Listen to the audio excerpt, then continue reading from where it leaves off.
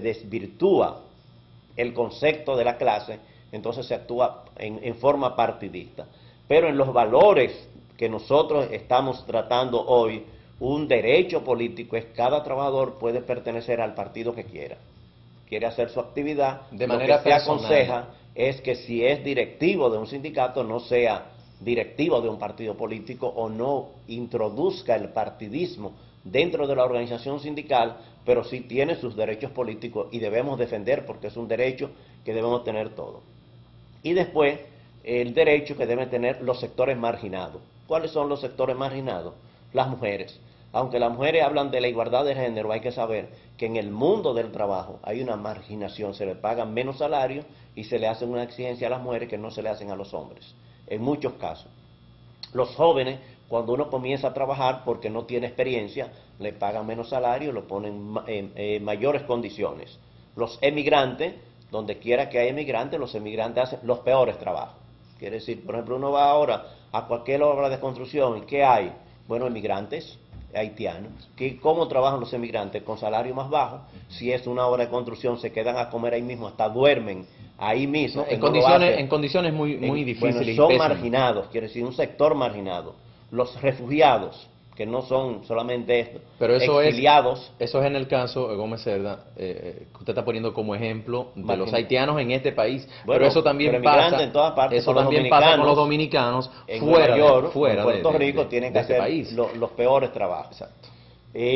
¿Quiénes también son marginados? Bueno, los exiliados, los jubilados y los pensionados. Aquí da pena si uno ve cómo vive un pensionado del Seguro Social que haya trabajado, por ejemplo, en un ingenio azucarero o haya trabajado en una empresa del Estado. Lo que le dan una miseria, eso no le alcanza para nada. Entonces es un sector marginado. Y los enfermos e inválidos también son sectores marginados. Entonces nosotros como trabajadores, para nosotros defender esos sectores marginados es un valor. Es más, ahí podríamos generalizar, Gómez Cerda. En el caso de los pensionados, en todo el sentido de la palabra, en todos los sectores de lo que provengan, ¿no? Sí. Los pensionados de los ingenios, los pensionados de la policía, los pensionados de las empresas públicas, todos, prácticamente todos, caen dentro de la misma marginalidad. Hay términos que se utilizan, o sea, un pensionado y un jubilado no es lo mismo. O sea, un jubilado es una persona que ha llegado a una edad y que ha pagado unas contribuciones. Exactamente. Y eso se jubilan ya por la edad que tiene. Y los pensionados es una persona que puede sufrir un accidente de trabajo y ya está pensionado. O puede tener una enfermedad. Nosotros, en el término general, en la ley nueva, se habla de pensionados, pero realmente son jubilados. Lo que se trata, ahora cuando es caso de sobrevivientes o es caso de enfermedades de discapacidad, como se llama actualmente, entonces esos son pensionados. Que yo me refería, los otros de vejez son jubilados. Pero yo me refería a que en términos general, los pensionados, sobre todo de República Dominicana, los pensionados, todos terminan en situaciones económicas precarias porque las pensiones aquí lamentablemente no le permiten ni siquiera costear necesidades mínimas para subsistir. Aquí las pensiones solamente son buenas para aquellos funcionarios del Estado. Tenemos casos que ha salido en la prensa, no vamos a particularizar, pero personas que trabajan 2 años, 3 años en una institución de mucho dinero y se asignan. Por ejemplo, se ha hablado del director del Banco Nacional de la Vivienda, que tiene 3 años y va a recibir una jubilación de 250,000 pesos.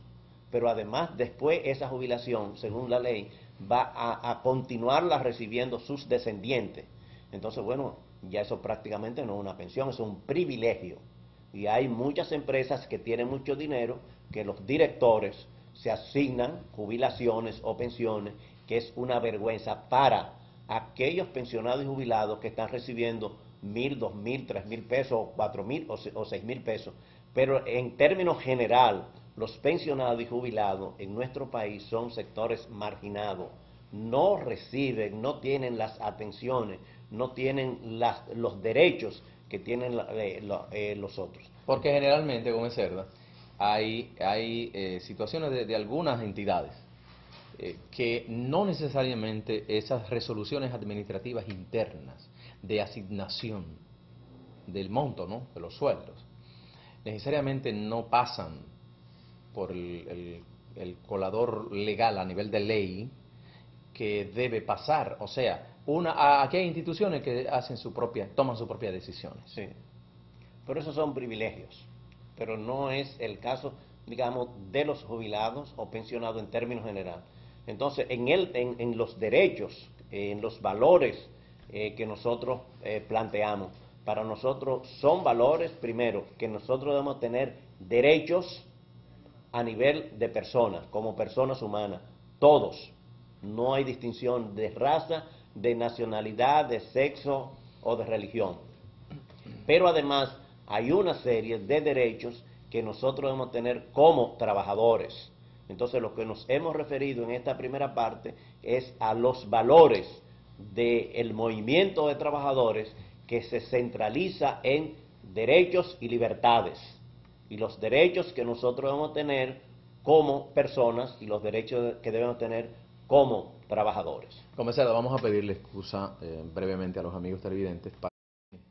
Seguimos, señores, conversando con el licenciado José Gómez Cerda de temas importantes, de temas interesantes para la sociedad en términos generales y también para la clase trabajadora. Ejemplo, Gómez Cerda, en el caso de los derechos de las personas y de los derechos de los trabajadores como institución, o cuando se forman instituciones para defender los derechos de los trabajadores, pero instituciones formadas por los mismos trabajadores con la única meta de lograr conseguir reivindicaciones en beneficio de los propios trabajadores. ¿Cómo usted visualiza el desarrollo que ha tenido el sector laboral en el plano organizacional y más allá, dentro de lo que podríamos llamar el compromiso que tienen los directivos de hacer valer los mismos estatutos que los basamentan en función de usarlos como meta para lograr los objetivos y que no haya desviación en cuanto a los líderes que representan a los trabajadores? Sí. Bueno, lo que estamos tratando es el tema de los derechos y libertades como valores. O sea, esto para nosotros son valores, no solamente son enunciados, sino valores que están dentro del movimiento sindical. Y dentro de los derechos y libertades de los trabajadores están primero los convenios internacionales. O sea, hay una serie de convenios internacionales que han sido aprobados por la Organización Internacional del Trabajo, que son como el convenio 87 y el convenio 98 sobre la libertad sindical y la contratación colectiva. ¿Qué es lo que es la libertad sindical? O sea, los convenios internacionales establecen que los trabajadores, las organizaciones de trabajadores, tienen derecho, primero, un derecho para usted afiliarse a la organización que quiera como persona. Quiere decir, un trabajador es que escoge en qué organización va a estar. Segundo, tiene que tener derecho para mantenerse mientras quiera estar en esa organización y tiene que tener derecho para desafiliarse o salirse cuando quiera. Asimismo, un sindicato que está en una federación o una federación que esté en una confederación tiene que tener el derecho a afiliarse como quiera. Eso está consagrado en el convenio internacional. En la Declaración Universal de los Derechos Humanos, basado en el convenio internacional de la OIT, de la Organización Internacional del Trabajo. Entonces, la libertad sindical consiste en esas tres cosas. O sea, usted tiene que tener, cada trabajador, cada sindicato o cada federación, el derecho para escoger dónde va a estar afiliado, para mantenerse en esa organización, y no puede haber una ley ni nadie que le impida a usted mantenerse o desafiliarse o salir en el momento que usted considere. Eso es lo que se llama la libertad sindical. No puede haber intromisión ni del gobierno ni de los patronos. Eso es una libertad de las organizaciones Ni siquiera de los trabajadores. Propios trabajadores. Cuando Ni de los propios trabajadores. En el momento decir, en que no se usted puede quiera prohibir. desafiliarse de una organización cual que sea, usted tiene todo el derecho a Cualquier hacerlo. acto que se cometa es lo que se llama una violación a la libertad sindical. Y después está el derecho a la contratación colectiva. El derecho a la contratación colectiva quiere decir, cuando existe un sindicato, ese sindicato representa a todos los trabajadores y es el que está autorizado para negociar, no individualmente cada trabajador con el empleador, sino el sindicato como una entidad jurídica. Entonces puede negociar y debe negociar las condiciones de trabajo de los miembros de su organización a través de un contrato colectivo. ¿Qué ha pasado en nuestro país?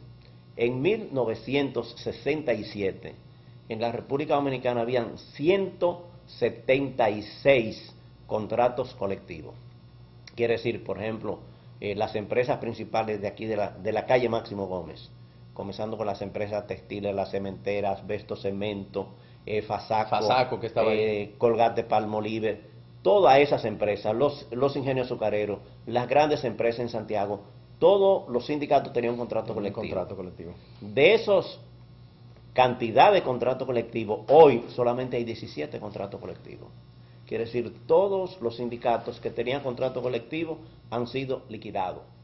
O sea, el sindicato telefónico, el sindicato de la Corporación de Electricidad, los sindicatos azucareros y todos esos sindicatos grandes que tenían contratos colectivos, quiere decir, ha habido una política sutil de eliminar la libertad y los derechos de los trabajadores a negociar los sindicatos en representación de los trabajadores. Aunque en el caso de los azucareros, pues el problema de los traspasos de los ingenios, sí, eso creó y limitó. Y la liquidación de las empresas de corte también ha disminuido. Lo que quiere decir que en los derechos y libertades de los trabajadores, en las cosas fundamentales, la libertad sindical y el derecho a la negociación colectiva se han visto mutilados, porque han habido imposiciones de gobiernos o de empleadores que han quitado la libertad sindical y han obligado a trabajadores a salir de un sindicato o a sindicatos salir de una federación por presiones. Por ejemplo, en el caso de transporte, ¿qué pasó? Aquí había un sindicato grande que se llamaba Asochoin, y Asochoin representaba, pero el gobierno creó otra organización para darle exoneraciones o para darle prebenda para que la gente saliera del otro sindicato. Y eso es una violación a la libertad sindical, porque se hacen dádivas o se dan privilegios en desmedro de los otros que tienen el mismo derecho de recibir esas dádivas o esos beneficios que se ofrecen. Para mayor ilustración de nuestros amigos televidentes, en el caso específico, ¿no?, que usted plantea, ¿en qué época?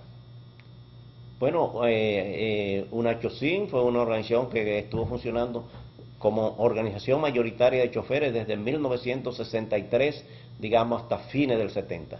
Y era la organización que representaba y era combativa frente a todos los gobiernos. Pero bueno, ¿cómo la fueron minimizando? Dándole privilegios a otros, quiere decir, coartando la libertad que había del derecho para todos. Quiere decir, si un gobierno va a repartir 1000 vehículos y hay 4 organizaciones, deben ser 250 para una, pero no lo pueden dar 900 a una y después repartir las otras, pues ya ahí se violan los derechos que tienen los trabajadores a la igualdad. En el caso de UNACHOSIN, para particularizar así someramente, lo que quiero decir es que le hizo mucho daño a UNACHOSIN lo que fue el darle un matiz político partidista a todas las actividades que desarrollaba. Eso le hizo mucho daño. Incluso podríamos decir que la historia de República Dominicana en materia de sindicalismo choferil no se podría escribir sin que en la primera o en la segunda página esté UNACHOSIN. Claro. Entonces, bueno, las organizaciones, los valores para nosotros son los derechos y libertades de las organizaciones. Que la base fundamental existe en la libertad sindical. Quiere decir, cualquier gobierno, cualquier empleador, cualquier institución gubernamental que coarte el derecho a un trabajador a afiliarse al sindicato que él quiera, a mantenerse o a desafiliarse, lo mismo de federaciones o de sindicatos a otras organizaciones es una violación a la libertad sindical.